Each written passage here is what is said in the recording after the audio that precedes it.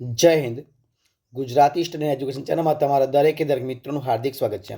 તો આજે આપણે વિડીયોમાં જોઈએ કે ધોરણ 12 વિષય મિત્રો તત્વજ્ઞાન છે અને આજનું જે મિત્રો પેપર છે તત્વજ્ઞાનનું, એટલે કે તારીખ 16/3/2024 મિત્રો જે બોર્ડનું પેપર છે એ બોર્ડના પેપરની અંદર જે મિત્રો 20 માર્ક્સના મિત્રો જે એમસીક્યુ મિત્રો જે પ્રશ્ન પૂછાય છે, તો એમસીક્યુ પ્રશ્નની અંદર મિત્રો આજે આપણે વિડીયો નંબર ભાગ નંબર 3 મિત્રો મૂકવાના છે.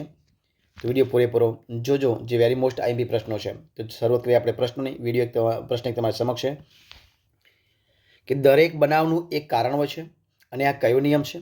તો છે કાર્ય કારણનો નિયમ. ઓપ્શન બી જવાબ આવશે, કાર્ય કારણનો નિયમ.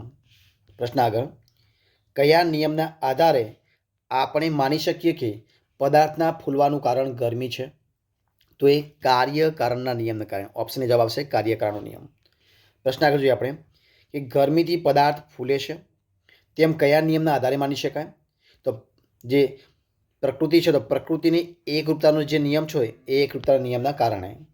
પ્રશ્ન આગળ, વ્યાપ્તિકરણમાં કેટલી હકીકતોનું નિરીક્ષણ થયેલું હોવું જોઈએ?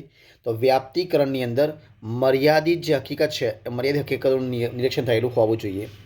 પ્રશ્ન આપણે આગળ જોઈએ કે વ્યાપ્તિકરણ જે છે એ વ્યાપ્તિકરણની પ્રક્રિયાનો પાયો મિત્રો કયો છે? તો એ છે વિશિષ્ટ કે એકદેશી હકીકતોનું નિરીક્ષણ. શું છે? વિશિષ્ટ કે એકદેશી હકીકતોનું નિરીક્ષણ. પ્રશ્ન આપણે આગળ શું છે પ્રશ્ન કે પ્રકૃતિમાં જો એક સરખા સંયોગો 1000 હોય તો તે હંમેશા કેવું પરિણામ આપે છે? તો સરખું પરિણામ. ઓપ્શન ડી જવાબ આવશે, સરખું પરિણામ આપે છે. પ્રશ્ન આપણે આગળ જોઈએ કે જે એસ મિલે વ્યાપ્તિકરણની કેટલી લાક્ષણિકતાઓ આપી છે? તો 3 કેટલી આપી છે? 3 આપી છે. પ્રશ્ન આપણે આગળ જોઈએ કે તર્કશાસ્ત્ર મુખ્ય કેટલા વિભાગમાં વિભાજિત થાય છે? તો 2 ભાગમાં. કેટલા ભાગમાં? 2 ભાગમાં થાય છે. પ્રશ્ન આપણે આગળ જોઈએ કે શેને લીધે પ્રકૃતિ સરખા સંજોગોમાં સરખું જ પરિણામ આપે છે?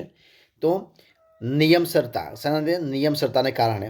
પ્રશ્ન જોઈએ આગળ કે વૈજ્ઞાનિક અન્વેષણની જે નીતિઓ છે એ નીતિઓ કોણે આપી છે? તો જે એસ મિલે આપી છે. કોને આપી છે? જે એસ મિલે આપી છે. જોઈએ પ્રશ્ન આગળ કે વૈજ્ઞાનિક વ્યાપ્તિનું શું સ્થાન આપે છે? વૈજ્ઞાનિક વ્યાપ્તિ શું સ્થાન આપે છે? તો કાર્ય કારણ. ઓપ્શન ડી જવાબ, કાર્ય કારણ. પ્રશ્ન આગળ કે પ્રકૃતિમાં વિવિધતા કયા કારણે જોવા મળે છે? તો નિયમસરતાના કારણે. ઓપ્શન બી જવાબ. પ્રશ્ન આગળ કે કયા તર્કશાસ્ત્રીએ કારણ અંગેના વૈજ્ઞાનિક ખ્યાલનું સૂક્ષ્મ વિશ્લેષણ કરેલું છે? તો જે એસ મિલ. ઓપ્શન બી જવાબ, જે એસ મિલ. પ્રશ્ન આગળ, સાદી ગણનામૂલક વ્યાપ્તિ કઈ સાદી ગણનામૂલક વ્યાપ્તિ શું રજૂ કરે છે? તો અનપવાદિત અનુભવ. ઓપ્શન બી જવાબ. પ્રશ્ન જોઈએ આગળ આપણે કે બેકન સાદી ગણનામૂલક વ્યાપ્તિને શું કહે છે? તો બાલિશતા ભર્યું કાર્ય. કયું? ઓપ્શન એ જવાબ આવશે, બાલિશતા ભર્યું કાર્ય કહે છે. પ્રશ્ન આગળ કે કોઈ પણ જે બનાવ હોય તો એ બનાવનું કારણ ક્યાં હોય છે? તો એ ભૂતકાળમાં. ઓપ્શન ડી જવાબ આવશે ને, ભૂતકાળમાં. પ્રશ્ન જોઈએ આપણે આગળ કે વૈજ્ઞાનિક જે વ્યાપ્તિ છે તો વૈજ્ઞાનિક વ્યાપ્તિનો તાત્વિક આધાર શું છે? તો કાર્ય કારણના નિયમના આધારે. ઓપ્શન એ જવાબ આવશે, કાર્ય કારણના નિયમને આધારે. ઓપ્શન એ જવાબ. પ્રશ્ન આગળ જોઈએ આપણે કે કારણ એ શેનું પૂર્વગામી હોય છે? તો કારણ એ જે પરિણામ હોય તો પરિણામનું પૂર્વગામી હોય છે. ઓપ્શન બી જવાબ. પ્રશ્ન જોઈએ આપણે કે જે એસ મિલ છે એ જે એસ મિલ સાદી ગણનામૂલક વ્યાપ્તિને શું કહે છે? તો મનની ઢીલી આદત. ઓપ્શન ડી જવાબ આવશે, મનની ઢીલી આદત. ઓપ્શન ડી જવાબ. પ્રશ્ન જોઈએ આપણે આગળ કે સાદી ગણનામૂલક વ્યાપ્તિમાં કરવામાં આવતું નિરીક્ષણ કેવું હોય છે? તો મર્યાદિત. ઓપ્શન એ જવાબ આવશે, મર્યાદિત હોય. જોઈએ પ્રશ્ન આગળ કે કયા તર્કશાસ્ત્રીએ બીજા પ્રકારના વ્યાપ્તિલક્ષી અનુમાનની હિમાયત કરી છે? તો બેકને. ઓપ્શન બી જવાબ, બેકન. પ્રશ્ન જોઈએ આપણે આગળ કે અમુક સંજોગોની હાજરીને કારણે ઘટના અસ્તિત્વમાં ન આવે તેને કઈ શરત કહેવાય? તો મિત્રો એને કહેવાય અનિવાર્ય શરત. ઓપ્શન એ જવાબ આવશે, અનિવાર્ય શરત. કયા ગ્રહની ગતિનું નિરીક્ષણ કરતાં જાણવા મળ્યું કે તેની ગતિ બીજા ગ્રહ કરતાં સહેજ જુદી છે? તો આવશે યુરેનસ. ઓપ્શન સી જવાબ આવશે, યુરેનસ. પ્રશ્ન જોઈએ આગળ કે વ્યાપ્તિલક્ષી અનુમાન છે એ અનુમાન તારવવા કોણે પશુઓ પર પ્રયોગ કર્યો હતો? તો કોને કર્યો? પાસ્ચ્યુઅરે. કોને કર્યો? પાસ્ચ્યુઅરે. ઓપ્શન ડી જવાબ. પ્રશ્ન જોઈએ આપણે આગળ કે વ્યતિરેક રીતિને લગતો યેલો ફ્લેવરનો પ્રયોગ કોને કર્યો હતો? તો વોટર રીડે. કોને કર્યો હતો? વોટર રીડે. ઓપ્શન સી જવાબ આવશે, વોટર રીડ. પ્રશ્ન આપણે આગળ જોઈએ કે પ્રાયોગિક અન્વેષણની રીતો કોણે આપી છે? તો જે એસ મિલે. જવાબ આવશે સી જવાબ, જે એસ મિલે આપી છે. પ્રશ્ન આગળ જોઈએ કે પ્રાયોગિક અન્વેષણની રીતો કેટલી છે? કેટલી રીતો છે મિત્રો? તો 5 રીતો. ઓપ્શન એ જવાબ આવશે, 5 રીતો છે. પ્રશ્ન જોઈએ આપણે આગળ શું છે પ્રશ્ન કે અન્વય રીતિ દ્વારા કાર્યકારણની સંબંધી સ્થાપના માટે કેટલી શરતો પૂરી થવી જોઈએ? તો 3 રીતો. જવાબ આપશે ઓપ્શન સી, 3 રીતો પૂરી થવી જોઈએ. પ્રશ્ન જોઈએ આપણે આગળ કે પરિણામ એ શેનું અનુગામી છે? તો એ કારણનું. ઓપ્શન બી જવાબ આવશે કારણનું અનુગામી છે. જોઈએ પ્રશ્ન આપણે આગળ કે વ્યતિરેક રીતિને કોને વ્યતિરેક રીતિને લગતું સૂત્ર કોણે આપ્યું છે? તો જે એસ મિલે આપ્યું છે. ઓપ્શન સી જવાબ આવશે જે એસ મિલ. જોઈએ પ્રશ્ન આપણે આગળ અનિવાર્ય શરતોનો સમુચ્ચય એટલે શું? તો અનિવાર્ય શરતોનો સમુચ્ચય એટલે પર્યાપ્ત શરત. ઓપ્શન એ જવાબ આવશે પર્યાપ્ત શરત. પ્રશ્ન જોઈએ આપણે આગળ કે નેપચ્યુન ગ્રહની જે શોધ થઈ એ શોધ કઈ ગતિના ઉપયોગને આધારિત છે? તો અવશેષ રીતિ. જવાબ આવશે ઓપ્શન ડી અવશેષ રીતિના આધારે છે. પ્રશ્ન જોઈએ આપણે આગળ કે અન્વય રીતિમાં શેમાં અન્વય રીતિમાં કેટલા સંયોગોનું સામ્ય હોવું જરૂરી છે? તો 1. કેટલા આવશે? 1. જોઈએ પ્રશ્ન આપણે આગળ. શું છે પ્રશ્ન કે જે એસ મિલના મત મુજબ કારણના લક્ષણમાં કઈ બાબતોનો સમાવેશ થાય છે? તો ડી અને ઈ બંને. મતલબ કે ડી અને શું આવશે? તો કે સંગ્રાહક નિરીક્ષણ બરોબર છે. જોઈએ પ્રશ્ન આપણે આગળ. જો કયો પ્રશ્ન છે કે વ્યતિરેક રીતિમાં કેટલા સંયોગોનું સામે હોવું જરૂરી છે? તો 1 સિવાય બધા. શું આવશે? ઓપ્શન જવાબ આવશે 1 સિવાય બધા. જોઈએ મિત્રો પ્રશ્ન આપણે આગળના પ્રશ્નમાં કે કઈ રીતિને શું આવશે કે કઈ રીતિને અનુલક્ષીને કહી શકાય કે એક સાથે પરિવર્તન પામતી બે ઘટનાઓ હોય તો એ ઘટનાઓ વચ્ચે કાર્યકાળનો સંબંધ છે? તો આવશે સહપરિવર્તન રીતિ. ઓપ્શન ડી જવાબ આવશે સહપરિવર્તન રીતિ. જોઈએ પ્રશ્ન આપણે આગળ જોઈએ કે યથાર્થ જ્ઞાનને મેળવવાના સાધનોને શું કહેવાય? તો એને કહેવાય પ્રમાણ. શું કહેવાય? એને પ્રમાણ કે જવાબ આવશે ઓપ્શન ડી આવશે પ્રમાણ. પ્રશ્ન જોઈએ આપણે આગળ કે ભારતીય દર્શનો કેટલા છે? તો ભારતીય દર્શન તો 9 છે. કેટલા દર્શનો છે? 9 છે. ઓપ્શન ડી જવાબ. પ્રશ્ન જોઈએ આપણે આગળ કે જેના વડે શંકા અને ભ્રમણાથી મુક્ત એવા સત્ય જ્ઞાનની પ્રાપ્તિ થાય તેને શું કહેવાય? તો એને કહેવાય પ્રમાણ. ઓપ્શન ડી જવાબ આવશે પ્રમાણ. પ્રશ્ન આપણે આગળ જોઈએ કે ચારવાક દર્શન. કયું દર્શન?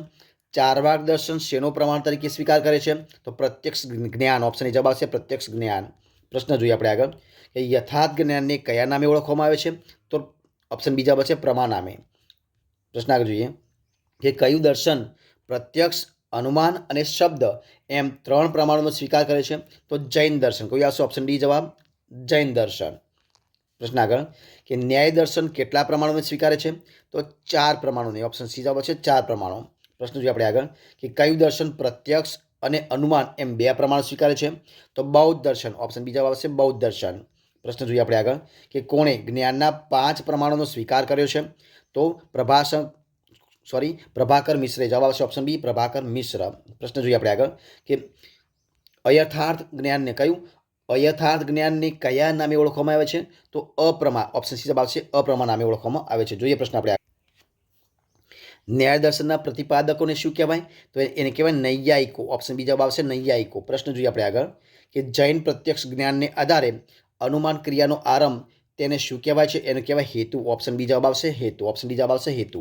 પ્રશ્ન આગળ કે પંચાવયવી અનુમાનનો પ્રથમ અવયવ કયો છે? તો પ્રતિજ્ઞા. ઓપ્શન ડી જવાબ આવશે પ્રતિજ્ઞા. પ્રશ્ન જોઈએ આપણે આગળ કે પંચાવયવી અનુમાનનો ત્રીજો અવયવ કયો છે? તો ઉદાહરણ સહિત વ્યાપ્તિ. ઓપ્શન ડી જવાબ આવશે ઉદાહરણ સહિત વ્યાપ્તિ. પ્રશ્ન જોઈએ આપણે આગળ કે પંચાવયવી અનુમાનનો બીજો અવયવ કયો છે? તો હેતુ. ઓપ્શન એ જવાબ આવશે હેતુ. પ્રશ્ન જોઈએ આગળ કે અનુપલબ્ધિનો